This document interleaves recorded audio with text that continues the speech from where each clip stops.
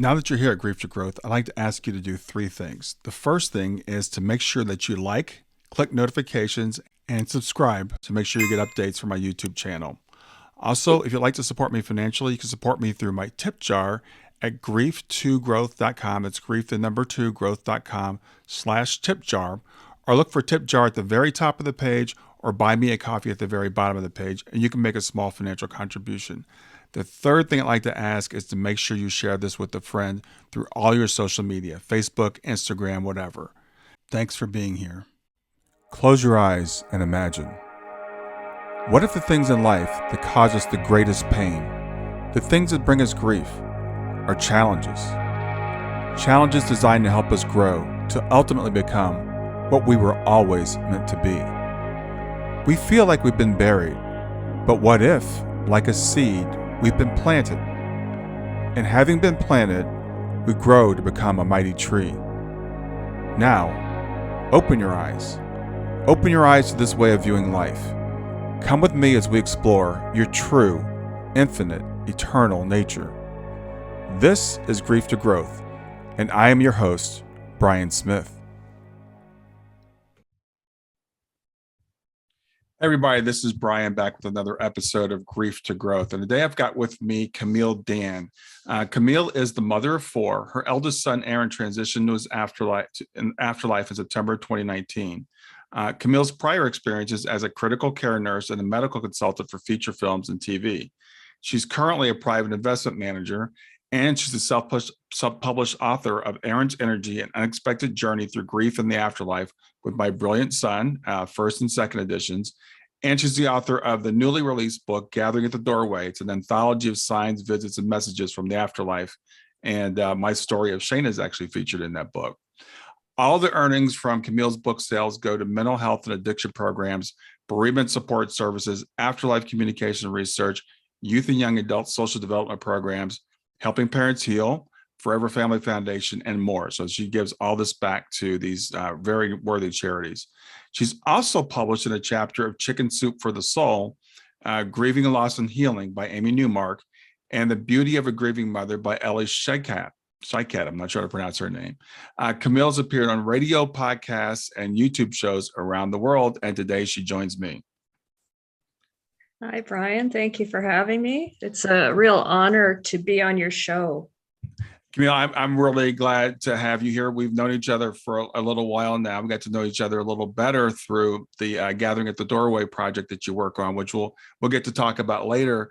But whenever I have someone on who's the parent of a child in spirit, I always like to start out by let you talk about your son. So tell me about Aaron. Well, Aaron truly is a brilliant person, and right from birth, I could see he was unique and ahead of expectations. So in my first book, I refer to Aaron as my brilliant son because of his brilliance in life and also brilliance as a shining light from his afterlife. He's a brilliant light for me and continues to be. I always found right from an early age that Aaron was teaching me. As a parent, he's my firstborn. And as a parent, you think you're going to teach everything to your child. You don't realize how much they actually teach you about life, and love.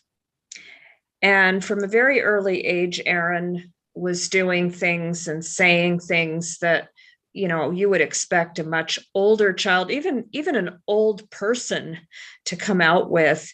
He was charitable. He gave some coins that fell out of my pocket. He was under 3 years old, and he picked them up and took them to school and gave them to his classmates. And I found that out when the principal called, and I thought, oh no, a kid choked on one of the coins. Mm-hmm. And she said, no, you won't believe. Aaron gave each of his classmates a coin and told them to put it in the charity box. Wow. He was under 3 years old, and just his compassion for others, his kind heart, and generosity just was evident from that early an age, and continued and still continues.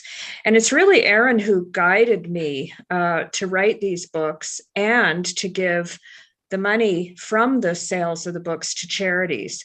And those charities are in his memory and in his honor, and charities that I believe he would have given to, and he's guiding me to do it for him. Yeah. So tell me more about his life when he was here. So Aaron, he was very creative. He was a great older brother. He really doted on his younger siblings. I have 3 others, 2 boys and a girl. And he was very involved in their lives. He took it upon himself, the responsibility upon himself as their big brother, to guide them and to make sure they were all okay. In his teens, Aaron struggled with, he had a very sensitive soul, and he struggled a lot. He had so much empathy for others and sympathy, and he took on a lot, I think more than he could handle at that age. And he did get involved after his father and I divorced. He did get involved with some drugs, and he went through some struggles with addiction. He went through a rehab program, an outpatient program, which he researched. He wanted to make sure that he did what he felt was best for him, and he would have the best outcome. And so his research led him to an outpatient rehab program, which he went through, and he was doing extremely well. Once he got through that program, he got his degree in business management and administration, and he became an investment analyst. And he did extremely well at that. He consulted me on a lot of that because of my business experience. And, he just was shining and happy and himself. You could see his face lit up, and he just was back to himself. And then one evening, we went out for dinner to our favorite pizza place, and Aaron was considering buying a house to renovate. He liked the idea of investing in real estate property and upgrading it. So we had a whole discussion on that, and who he could consult. And 3 days later, he was gone. And that was our last conversation. We exchanged some text messages. He told me he was having trouble sleeping. He told me he took a sleeping pill, and Aaron knew a lot about pills and things because of his prior experience with addiction. Mm-hmm. And we had many conversations about, pills and drugs and things. And I thought he knew very well what he was doing. I also knew that he had a prescription for sleeping pills because I had seen them. Mm-hmm. So my assumption was he took one of his sleeping pills. And when, there's still a police investigation going on with his accident. He actually died in a fall. There was fentanyl involved. And there's still an investigation going on about it. So I don't have a lot of details on the actual incident, right. The physical incident of Aaron's transition. But since then, Aaron has described to me in detail his actual transition. And that I write about in my books as well.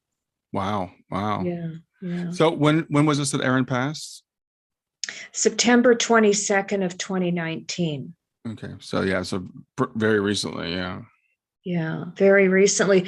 So it's surprising, and a lot of people find it surprising that I not only wrote one book, but I've written 2 books about it. And I have to say, Aaron is writing these books. This is all, my writing is all channeled from Aaron. I've never written a book before in my life. I had no idea what I was doing. All of this is his guidance. Wow, So yeah, that's incredible, and I can see why you titled the book Aaron's Energy, because it does take a lot of energy to put out one book, let alone two books when you're in grief. And I know this anthology that you just recently released, that we're going to talk more about later. I've seen how much energy you put into that, and it's amazing. And people don't realize how much it takes behind the scenes, especially for you bringing this whole thing together. So it's clear that Aaron is driving you, I think, and guiding you and lifting you up, I would say. Oh, absolutely. He started right from the beginning of his afterlife. So, we talk about the end of life. The end of life is the beginning of the afterlife. And right away, I received a written note from a friend of mine who claimed to have channeled Aaron. And she presented the note. She also contributed a chapter to Gathering at the Doorway. Mm-hmm. She presented me the note very soon after Aaron's funeral. And there were things in that note she couldn't have known. And she and I met when Aaron was a baby, a newborn. And she was expecting her newborn son. So we've known each other that long. Aaron was 31 at the time of his transition. Mm-hmm. And her name is Arlene. She's been a close friend of mine for years. And, as a skeptic, I used to listen to all of her talk about,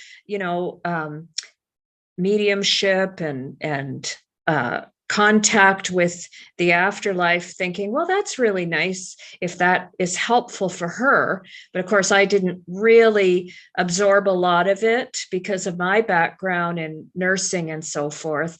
Mm-hmm. I was more of a skeptic, even though I had experience with patients who had NDEs, near-death experiences, and the stuff they reported to me was well beyond what anyone could imagine physically. Yet, as a nurse, and many medical people kind of boil it all down to a phenomenon of the brain, although that's since then, much more has been discovered about consciousness. But back to the note from Arlene, the next day after reading this note, with information she couldn't have known, we had to meet with the detectives. One of the detectives said something that was literally word for word in Arlene's note. Word for word. Of course, I forget everything else he said. So that was really the spark for me to begin opening my mind to the possibility that this did come from Aaron.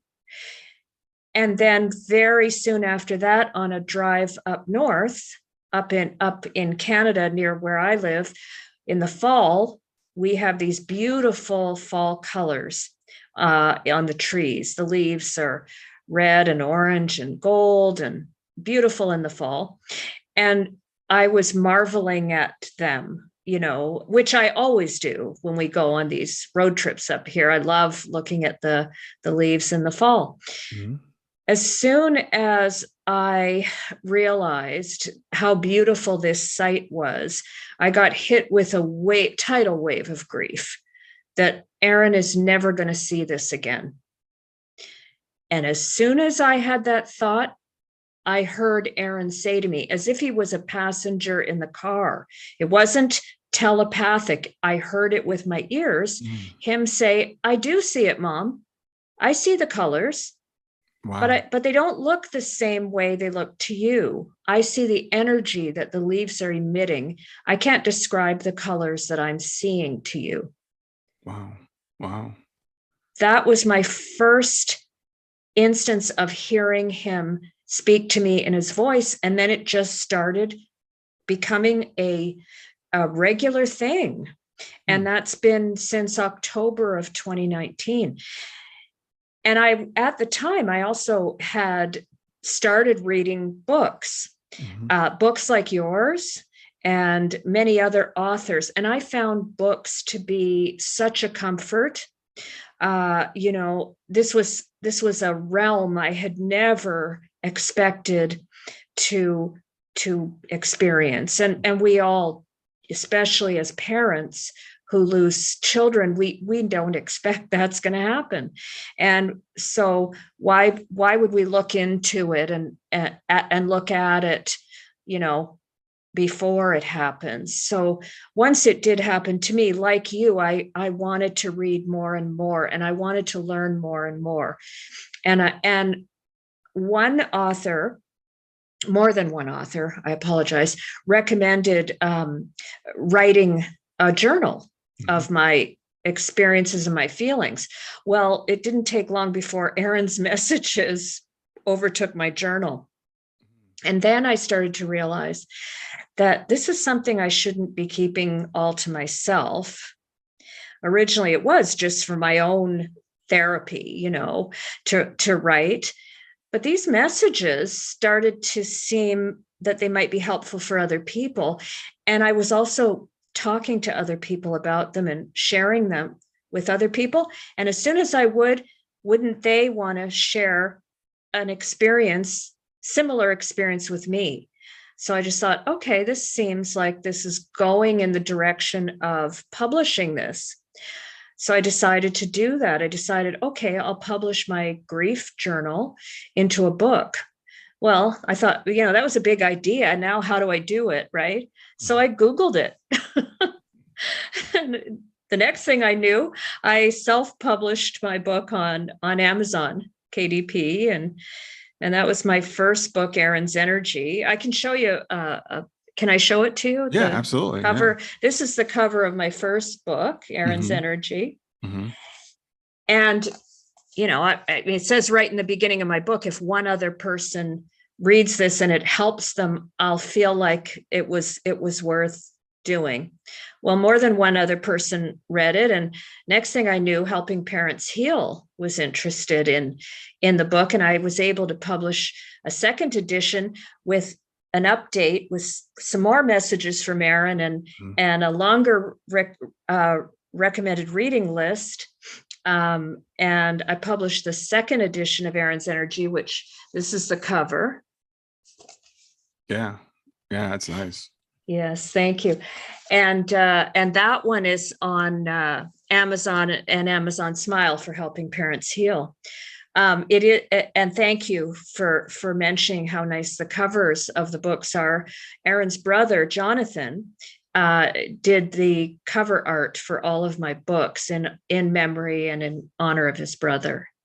Yeah, well, it's awesome. Yeah, and they're great. They're great covers. As you were going through your story, I think it's interesting. You said, you were a nurse, a critical care nurse, but you didn't really, I guess, think much or believe much about the afterlife. And I know in the medical profession, people are not trained to think about the afterlife. In fact, it's kind of like drummed out of you. And I know a lot of doctors don't, but a lot of nurses actually do because they're the ones around the dying. So I'm curious as to what you thought about these NDEs and things when people told you about them. Yeah, so that's a really good point that a lot of medical people, we are not trained about the afterlife, and especially in critical care. That's the last thing you're thinking about. You're thinking about saving your patient, and that's what you're entirely focused on. So, and that was me, I'm going to save this person, whether they like it or not. Yeah, exactly. And funny enough, some of them didn't really like it. And that's what they would report. They didn't want to come back. They liked it better where they were, outside of their bodies, watching what was going on and telling us what happened. Like, how could they possibly know? And I would inevitably explain it away. I would listen to it. It's not like I dismissed it. It was that, I'm sure they believe this happened and their brain told them that it did. Right. But, I wouldn't think of it as necessarily something they really experienced in what my sense of reality was. Mhm. Of course, my sense of reality has expanded way further since. So Yeah, and I think I want to, the thing is, I think we don't. We're all like that, and until something happens to us, we just kind of, we might hear about an indie and like, oh, those are cute stories, or yeah, I'm sure that they believe that happened, even though there's sometimes pretty incredible things that we can't explain. I'm reading Dr. Grace's book right now, After, where he talks about all these NDEs, and but we think, well, I can't explain that from my paradigm, from my sense of reality, so I'm just going to let it go. So what was your reaction when you audibly heard Erin's voice? Because I also want to express to people that's a very rare thing. A lot of us, we communicate with our children. I hear my daughter, but I've never heard her audibly. yeah, it was, first of all, I of course was stricken by it. Here I was facing a tidal wave of grief coming at me, and then instantly stricken and frozen by this voice. And I looked around the car, nobody else heard it. So my next instinct was, don't say anything. Mhm. Everyone's going to think I've gone crazy. And I think I have too. Sure. How could that possibly be? This was not inside my head. This came from outside of my head. So now I'm thinking, oh, that I'm hallucinating. Mhm. Well, little by little, Erin was able to get through my thick skull and combine messages of his with signs. And the timing of those signs, I just couldn't explain that away. It was, what are the odds that Erin would tell me something right at this moment that this sign occurred? Mhm. So I started to learn about synchronicities and the synchronicities with Erin's signs and messages, and connect the dots. And I realized too, over time, he was slow dripping me with information, and one bit of information would build on the next. And so it started to, I don't want to say be a fun thing to, but I really started to look forward to his messages and his signs and anticipate them. And over time, I started to learn more and more what he was trying to relay to me, which is he's fine. He's in his afterlife. It's amazing. He can't explain it fully to me, what his experience is there, but he's trying to let me know as much as he can possibly let me know about it, so that I'm fine. Because the more fine I feel, the more readily his energy and mine can connect and can maintain that connection. Yeah, I think that's a very good point for people to understand, is that there seems to be, and we use analogies because we don't know how it really is. So we say that they're at a higher vibration than we are, and that when we're at a lower vibration, that density of energy is hard, I guess, for them to penetrate. I think is a good analogy to use. So if we can lighten our vibration, we can make that connection more easily, which is something that's very difficult to do, in early grief. But there are also people that seem to be really, really good communicators from the other side, and we don't know why. But there are people like Erin that just seem to just really be able to have an energy that gets through pretty easily. Yeah, and it's funny because he doesn't really explain that part of it to me. Like, why does his energy get through to me so readily and so easily, compared to some people who feel that they're not hearing from their loved ones or getting any signs. He kind of, again, this is likely something that he can't describe to me, because if he could, I'm sure he would. It's just way beyond what I would be able to understand. And he tells me that too. Mom, you'll never get this. I'll tell, he'll explain as much as he can. He talks a lot about energy, and that's the reason my first book is called Erin's Energy. He talks about physics and metaphysics. He talks about energy compatibility and incompatibility, and how certain energies are more compatible. So certain energy is drawn towards certain energy. You talk about vibration. He talks about that more in he uses the word moving. It's moving. It's moving at varying rates, he says. And therefore, certain energy is more compatible to meld with. He talks about how our loved ones can check in on us. He talks about how animals are easier and more compatible energy for spirit energy because their energy is less complicated. They operate on instincts. They don't think and have the same level or vibrational level that we have. It's easier to get through their energy. And he says their eyes are our eyes, their ears are our ears. He says they like birds because birds can get to places easier. So a bird has less obstructing it from, if they want to come and check on us, there's always a bird nearby, and that bird can get here fast and even drop a feather, to let us know they were there. And so he talks a lot about, also how young children have less complicated, complex energy that's easier to meld with, and they can connect easier with as well. So he describes to me how that's why young children are more in touch with the other side and with their past lives and so forth, because their energy isn't so focused on physical existence. They're still adapting. They're developing adaptation to physical existence independently, but at that stage of development where they're still young, they have more capacity for those connections. Yeah, that all makes sense from the little that we know. And I just said we can only use analogies, but we do understand things like energies and frequencies and things that are in harmony or out of harmony. We can understand like analogies like radios. If we have a radio, we tune it to a certain frequency, we can hear what's on that frequency, but we can't hear what's on the other frequency.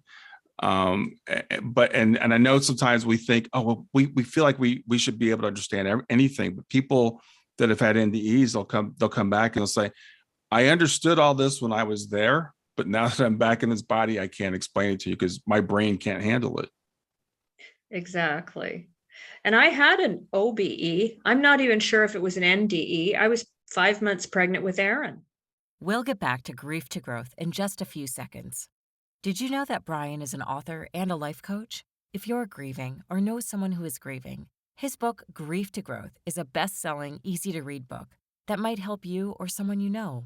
People work with Brian as a life coach to break through barriers and live their best lives. You can find out more about Brian and what he offers at www.grieftogrowth.com, www.grief2growth.com, or text growth, GROWTH, to 31996.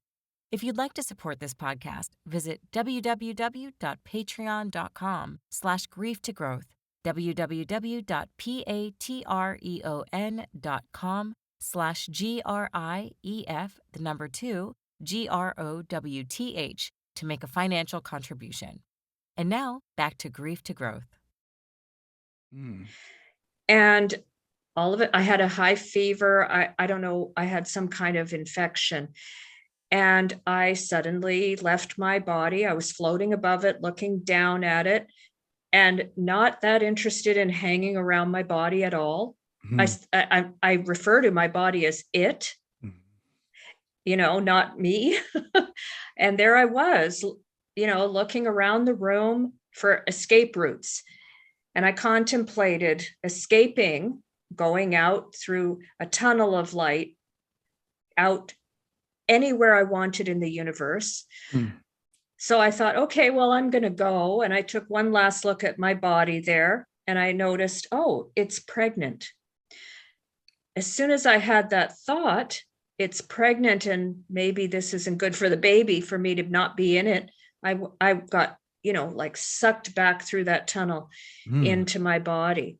And I was still a skeptic thinking, okay, that was my brain doing that. Yeah. But years later, when Aaron was about 4 or 5 years old, he was sitting in his car seat in the back of the car, and he blurted out, "Remember when we were together a long time ago?" Yeah, you remember, Aaron? When do you mean? Oh, a really long time ago, way before the dinosaurs. And we could travel around the universe anywhere we wanted. And I was, oh my goodness, he was 4 or 5. Wow. And I thought, is he remembering something from my OBE? Wow. We were in that together. Wow.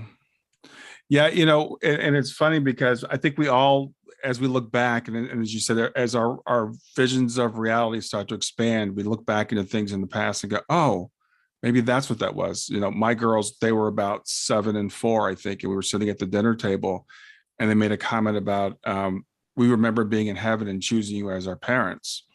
Oh, and my wife and I were both like, well, we never taught anything about pre-existence. That was something they did not get from anybody around us. And we kind of, just at the time, it was really interesting. But now, knowing what I know, I'm like, as you said, I truly believe that children up into the age about at least 5 or 6, they're still way more connected to the other side, because what we call the veil now, which is what keeps us alive, our ego, whatever you want to call it, we focus so much on this world that all gets blocked out. I 100% agree with that. And that's what I've been hearing from Aaron, and pretty much everything I know starts from Aaron. I can actually look up in textbooks I never would have opened before, like a physics textbook, and find something that he's told me about. And some of it, I'm sure it isn't even, in physics textbooks, because a lot of what's around us, we can't even see or measure with instruments or really research. Well, it is interesting because we want to be rational and scientifically minded and stuff. And people might hear this, and the term woo-woo comes to mind. People are like, oh, they're just talking woo-woo stuff. But the thing is, our physics is starting to catch up with some of this stuff. We're starting to understand things about quantum physics and quantum entanglement. I mean, Einstein hated that idea. He's like, this doesn't make any sense at all, but we know it's true now.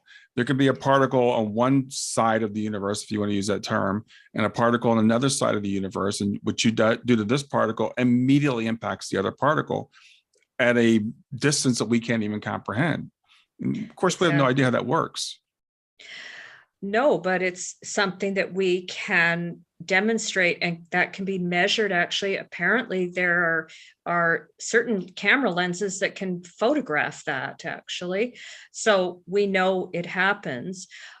We know by inference, by reference, how much of the universe is actually unseen, dark energy, dark matter. We know that exists. That's apparently something like 95% of the universe.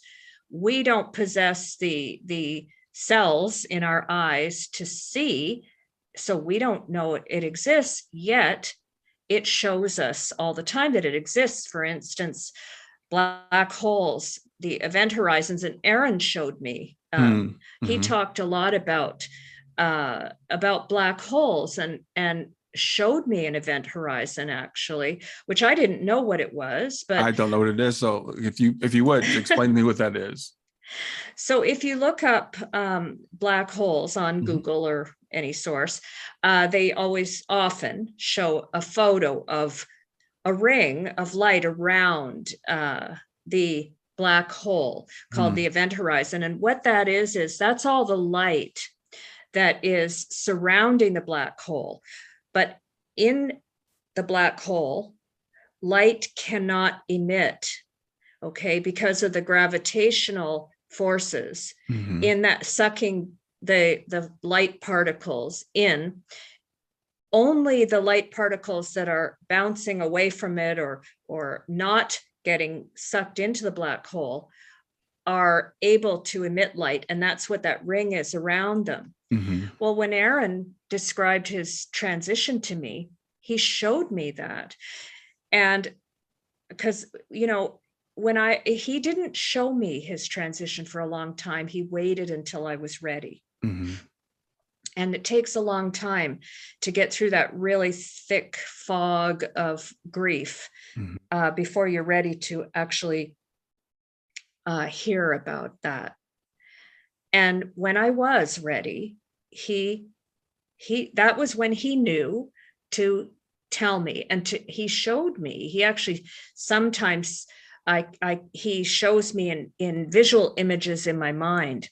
He said that he woke up and it was completely dark around him. There was no light, but suddenly he showed me a circle of light. And funny enough, it's almost July 4th. And those sparklers that we used to play with, and we'd spin them in circles and they would create that ring of light. That's what it looks like. And he said that since that was the only thing there, he went towards it. And the closer he got, he was absorbed into it.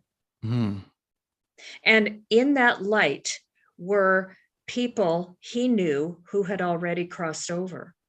And so later on, when he started talking about event horizons around black holes, and I looked it up, sure enough, there was that ring of light again. Wow. Yeah. And I wondered at the time, was he telling me that he's just in another part of the universe we can't see, but it's there. It's right all around us. Right. Yeah. As you're saying that, because I'm reading this book about near-death experiences right now, and a lot of people describe a tunnel. And it was funny because when Bruce Grayson did his breakdown of NDE, he did like an inventory of NDE things. He left the tunnel out because he said people describe it as a tunnel depending on their culture, because some people have tunnels and some people don't have tunnels. So one guy described it as a tailpipe. So the way it sounds like this might be something that people, if they see a ring of light and they're being drawn towards it, it would give the perception of a tunnel. Yeah. And my OBE, it was a tunnel. When I returned, I knew it was because the light was going the opposite direction. All the little particles of light I was, rushing past. So, but possibly depending on what vantage point you're at in that phase of transition, Right. It may look like a tunnel, or it may look like a circle, a ring of light, like Aaron showed me. Right. And I think it depends on perception, and also like your past experiences. So, you now that when you see it or when I see it, we might think of it as a black hole or as an event horizon, because now we have that in our vocabulary. But as a parent, a lot of times when our kids transition, we think the worst. We think, were they alone? Were they scared? Were they in pain? And our mind always goes to the worst situation. So it's good that you had that comfort, that knowing that he was okay. Yeah, I mean, I'm very grateful. I know not everybody has an experience like I have, but I also knew from Aaron to share it, and he encouraged me to share. He's been encouraging me to share, and he's in my opinion, it's validation for everyone. If I experience this is what Aaron's telling me. This is to tell everyone so they get the experience too. He's able to tell them through me. Right.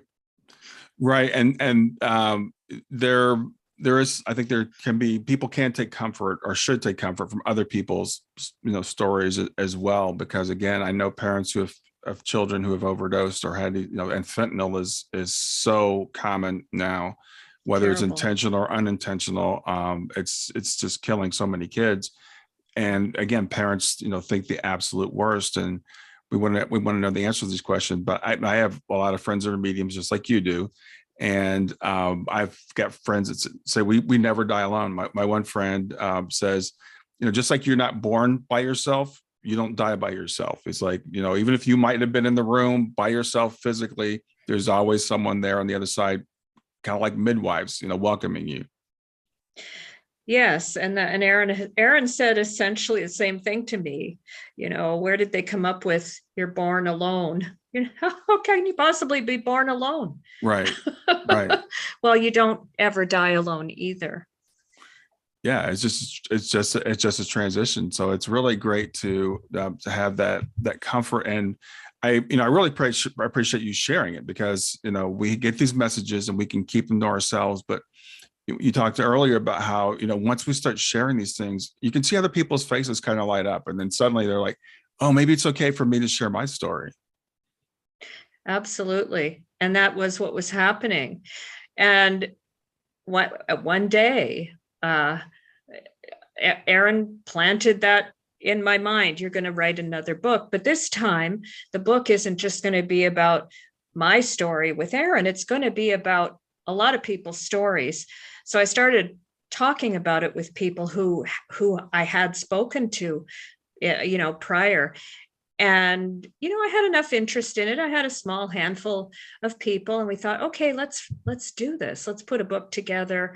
We'll each write our individual stories, and all these stories will help validate other people's stories and encourage other people to share.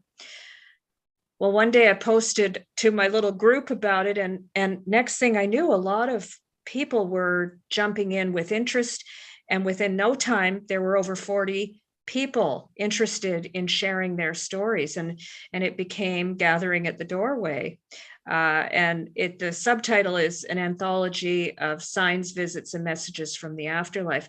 And these are stories, varying stories from a variety of people around the world with different backgrounds, different beliefs, different upbringings, who all share that part of their stories in common: the signs, the messages, and the visits that they receive from across the veil in different ways, but they're validating that they are receiving them.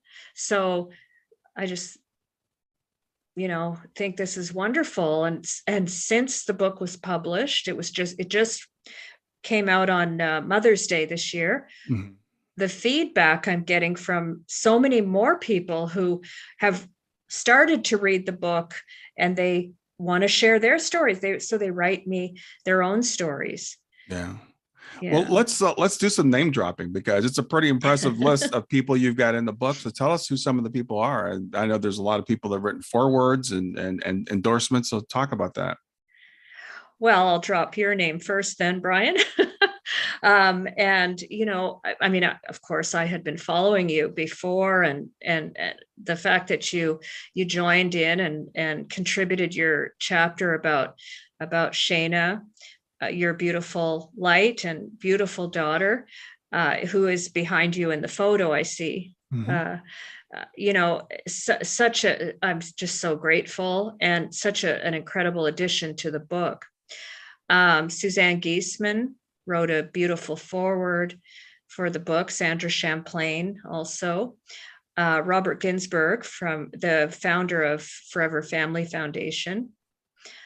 And, a variety of people from varying losses. For instance, Jan Warner, who wrote the book Grief Day by Day, wrote mm-hmm. about her experiences, her personal experiences after losing her husband.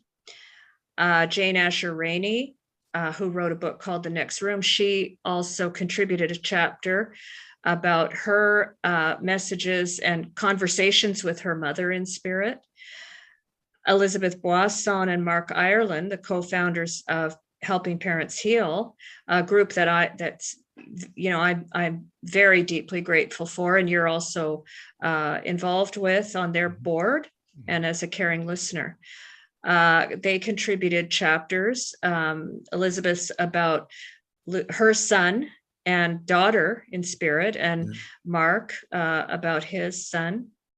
Dr. Mark Pitstick from the Soul Phone Foundation contributed a wonderful chapter, and there's over 40 authors. Yeah, and I know it's we don't want to leave anybody out. I hope no one's offended because you can't go through all of them. But I just want you to give us kind of a smattering of people, because I really, Camille, as I said, first of all, I want to thank you for putting this together, because I saw how much work you put into this and how much energy it took, and I know what it's like trying to get people together and publish it. And I think it's going to be one of the it's a great resource. I mean, when I do grief work with people, I'm always looking like people like, well, what can I give to someone?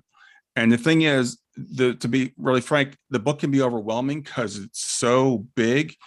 But the great thing is every story stands on its own, but it also fits together as one piece.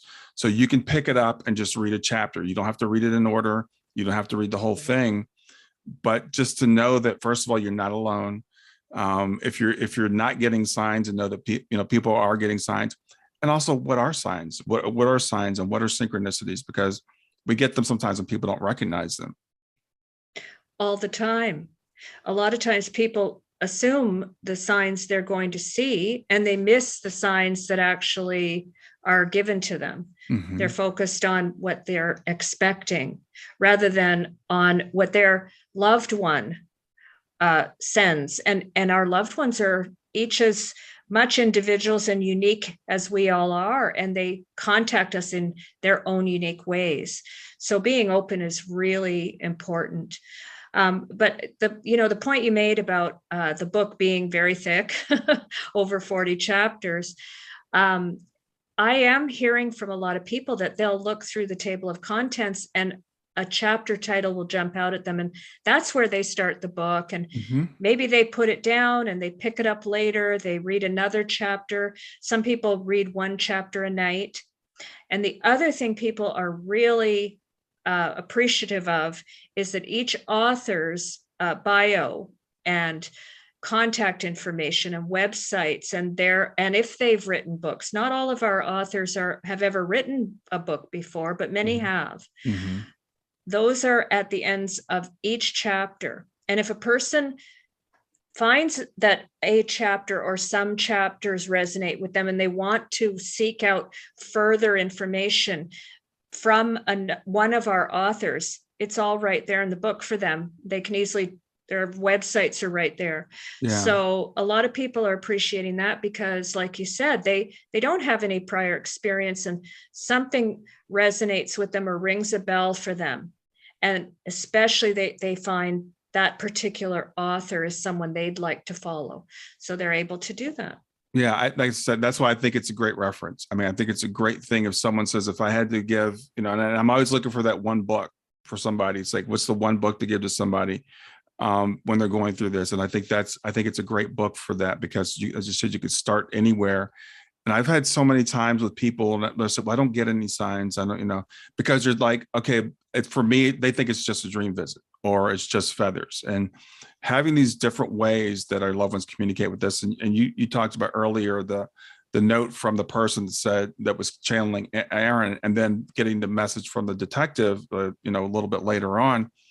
We also have to keep in mind that our loved ones, they're not bound by time, or at least not by our time.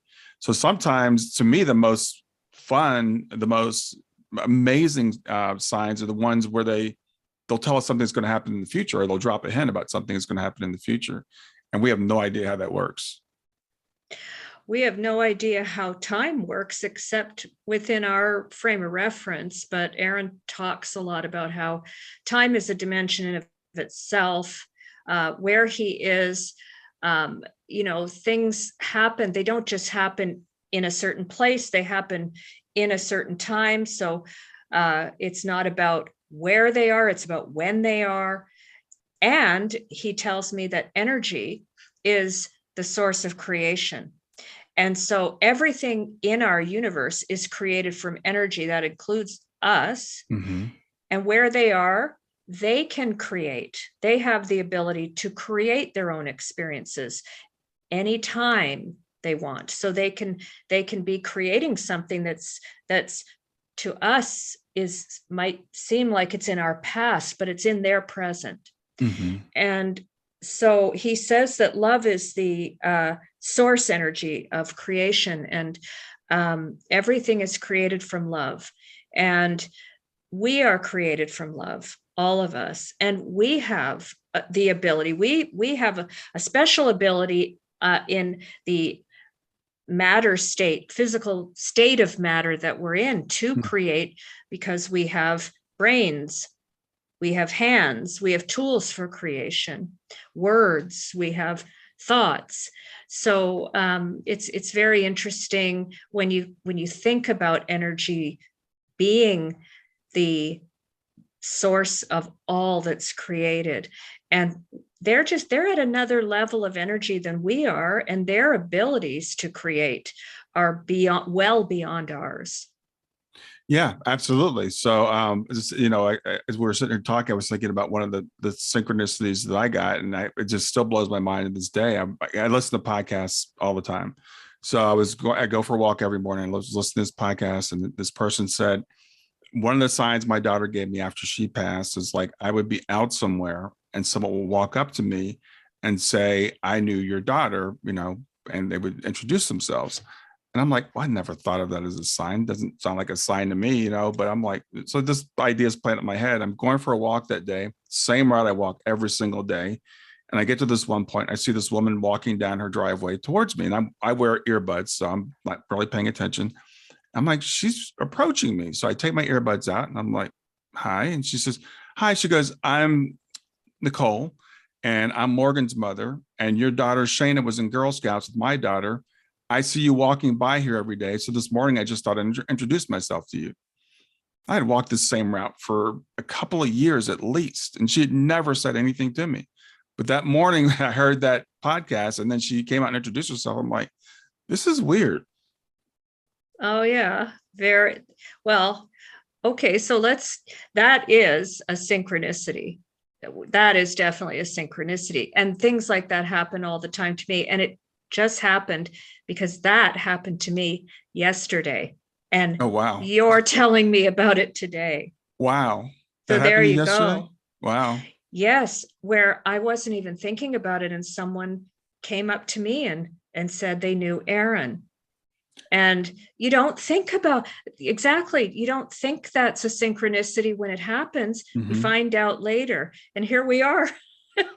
It's crazy. I've got goosebumps just thinking about this, because I don't know why I told you that story. And this is the thing I'm saying. We don't. And so the engineer in me wants to analyze it. It's like, okay, did I heard that podcast, and then did Shayna put that thought into her head so that she walked out that day, and then did she put that thought into my head? So I tell you the story right now. And the fact is, it doesn't matter how it works. It's kind of fun to ponder it. But this is the thing that a book like this can help people understand, is like the things that we just dismiss as just ordinary things. They're not. There's divine timing in everything.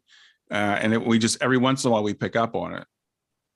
Absolutely. Absolutely. And like you said, it doesn't, Aaron says the same thing that you're saying. It really isn't all about how we look at things. It's about that we look at them and how we feel, because spirit energy communicates with us through our feelings. And, when you were telling me your story, your synchronicity, and I'm like, the feelings in me, it's like, I was just getting all goosebumps and all excited to tell you, I have a synchronicity with your synchronicity. Yeah.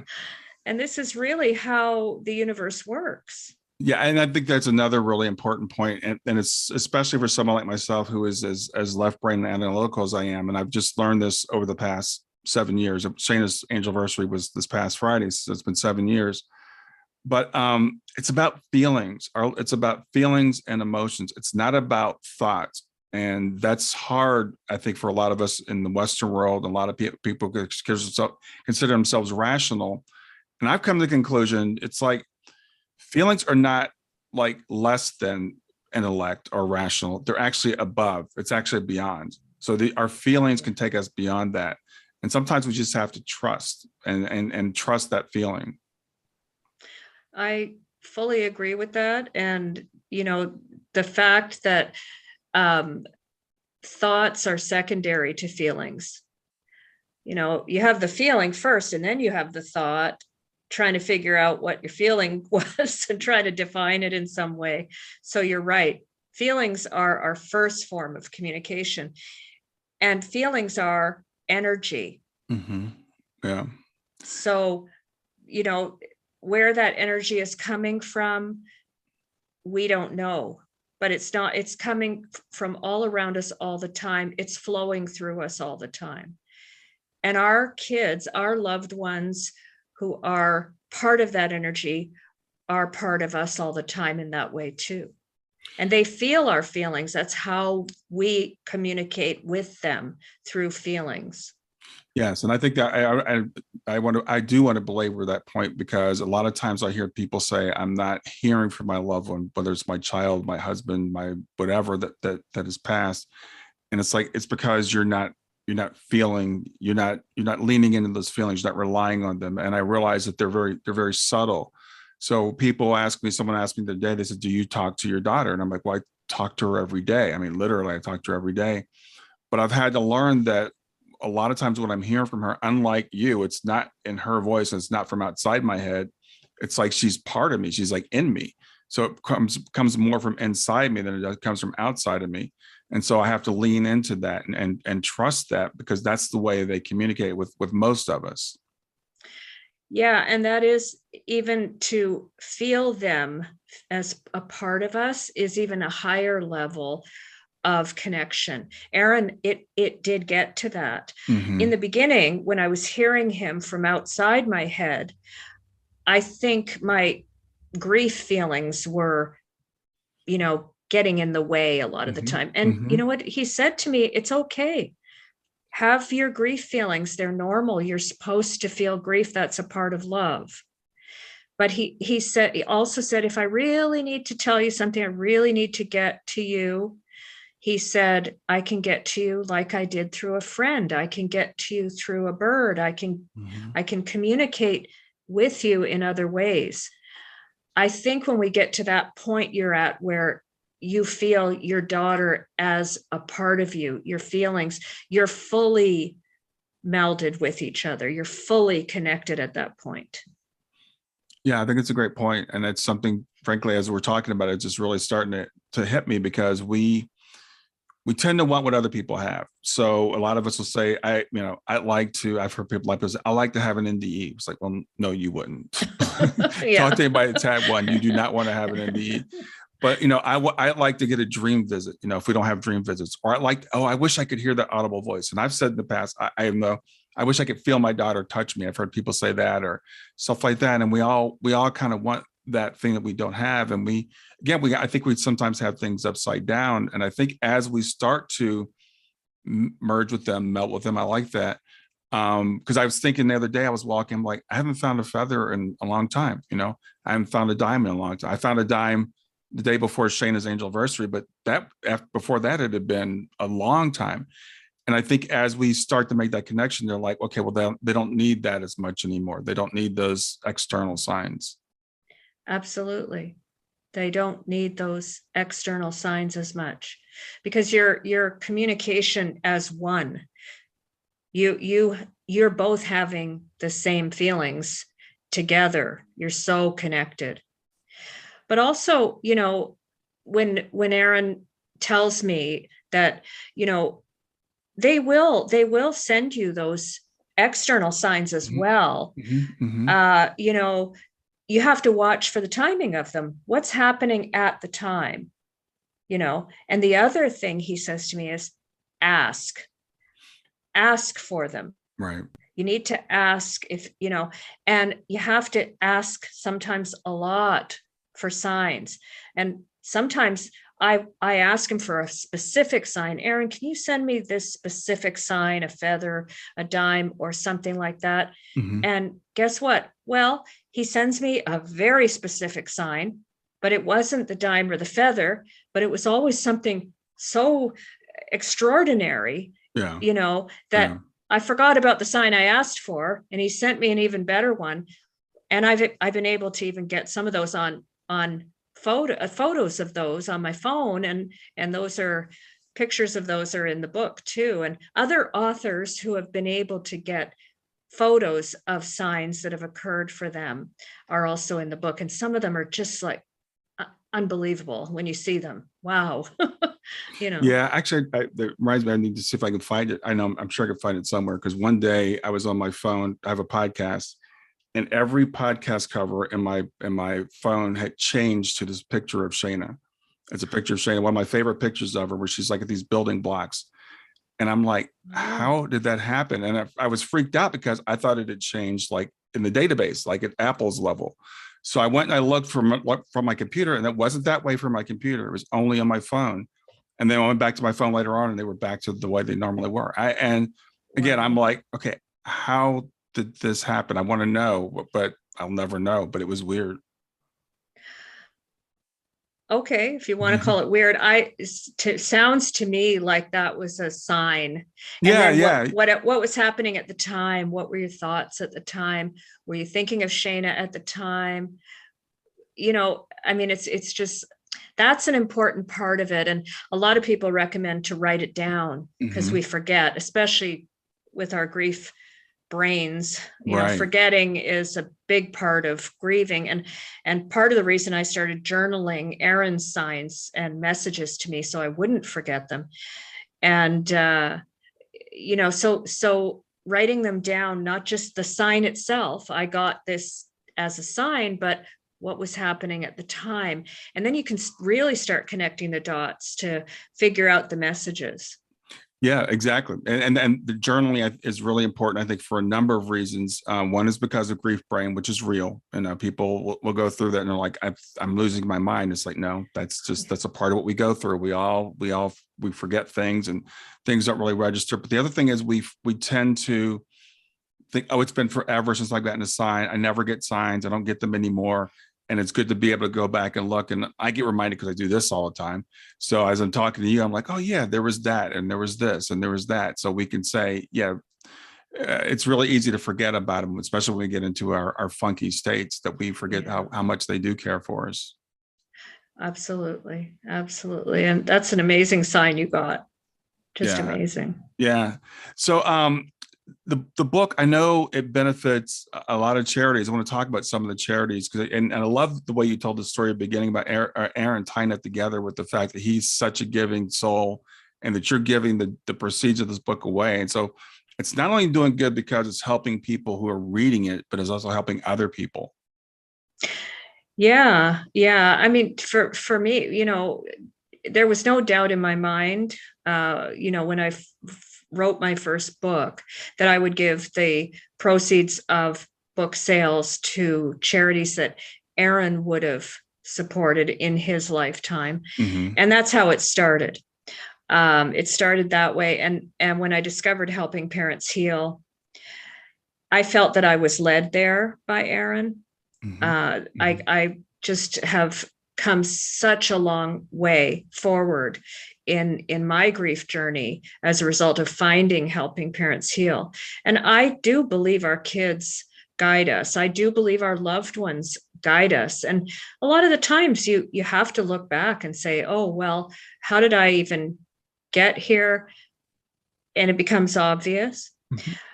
So anything that I feel that that relates to Aaron and something that he's guided me to, I give the proceeds to. And I discovered Forever Family Foundation as well.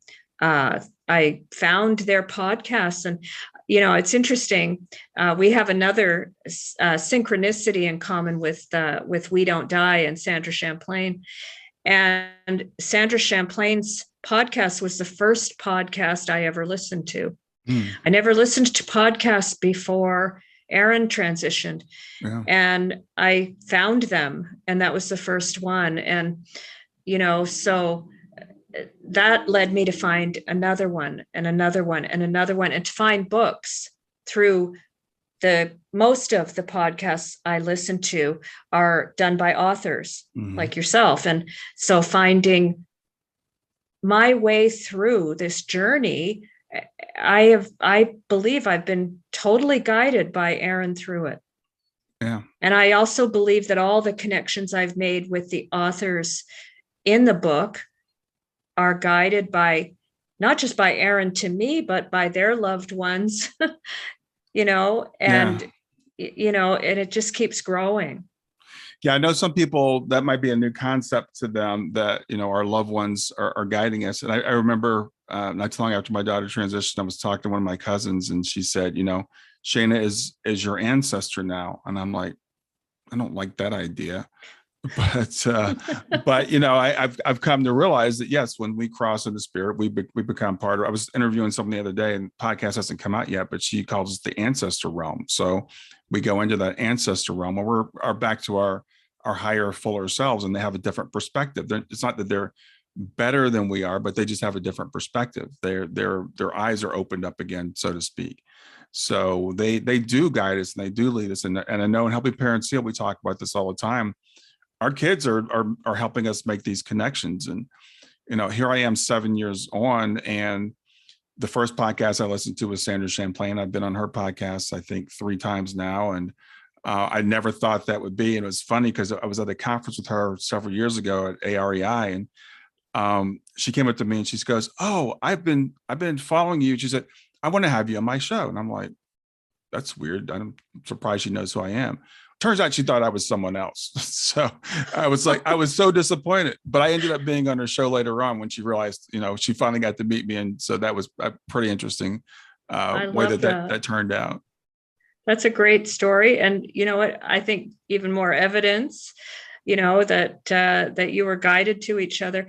And, during the writing and compiling of our anthology, I was saying we have a book club across the Vale cheering us on, and it's a stadium full of souls. And I do believe that. I believe they're a team. They're a team, and our kids are all a team, and our loved ones are all a team, and they team up with our guides, and they team up with, whatever energy is necessary to show us the way, right.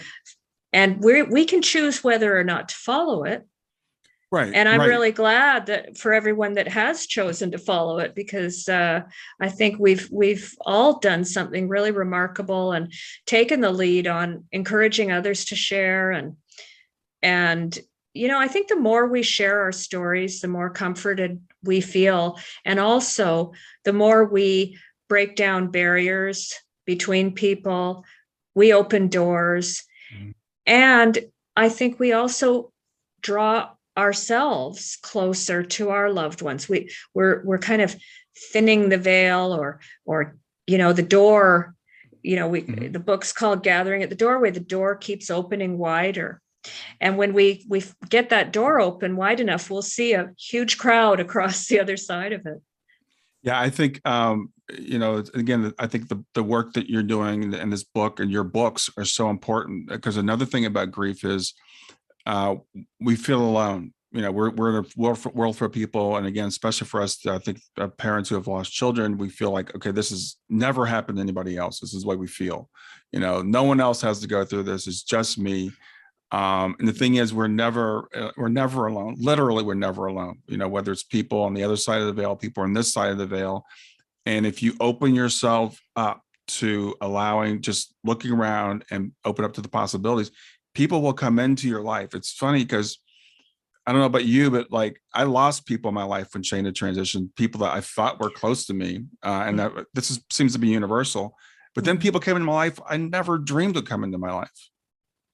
Oh, me too. And I am so grateful.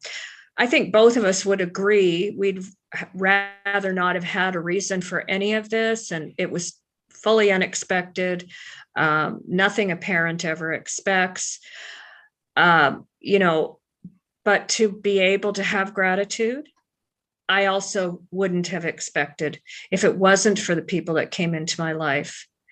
And I do believe that Aaron brought me to these people, and, they've become close friends of mine for a very unexpected reason, but yeah, and life is full of changes. We're all going to experience loss.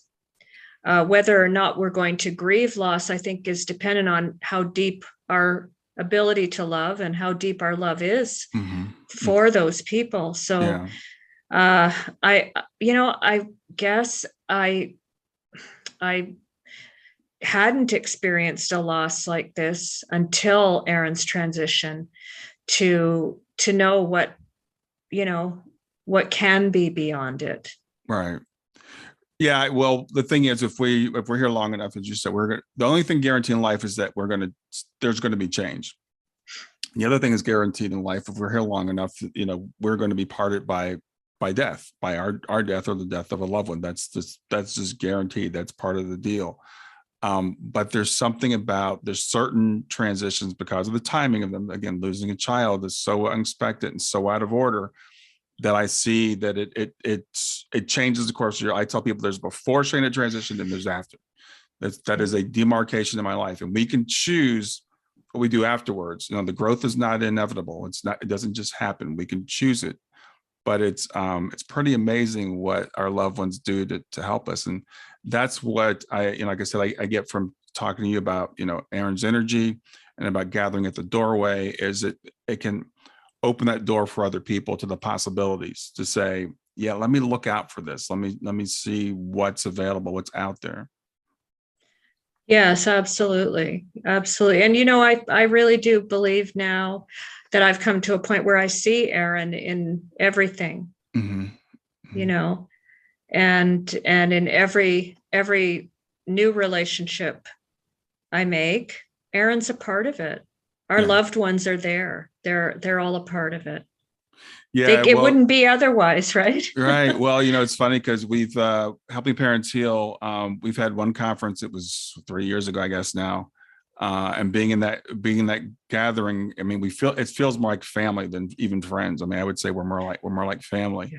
And we're getting ready to have the conference coming up. We're recording this at the end of June, so it's coming up in a couple of months in August.